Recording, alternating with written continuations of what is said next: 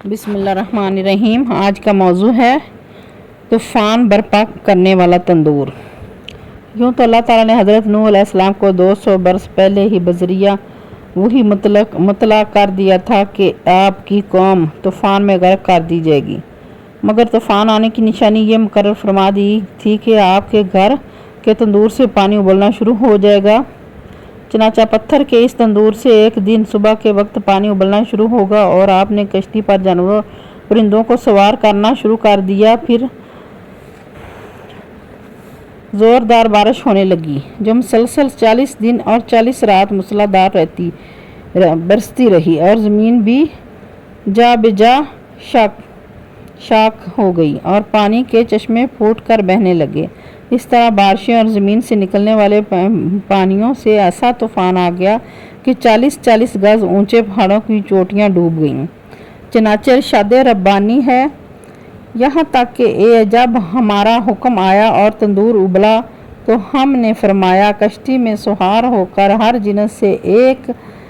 جوڑا نر اور مادہ جن کی ہلاکت پہلے طے ہو چکی ہے، ان کے سوا اپنے گھروں کو اور باقی مسلمانوں کو اس کے ساتھ مسلمان نہ تھے، مگر تھوڑے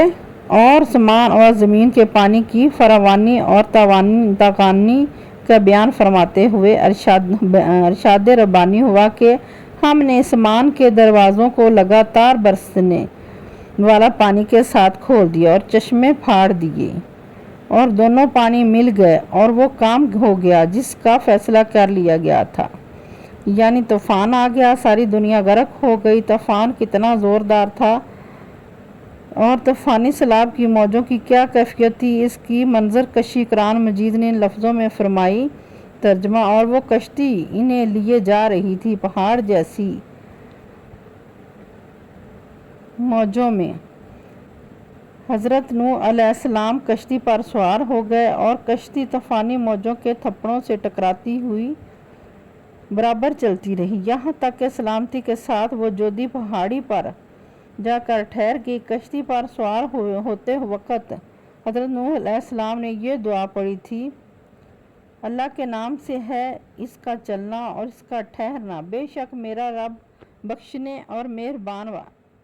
ہے۔ سبحان اللہ۔ اگلی ویڈیو جودی پہاڑ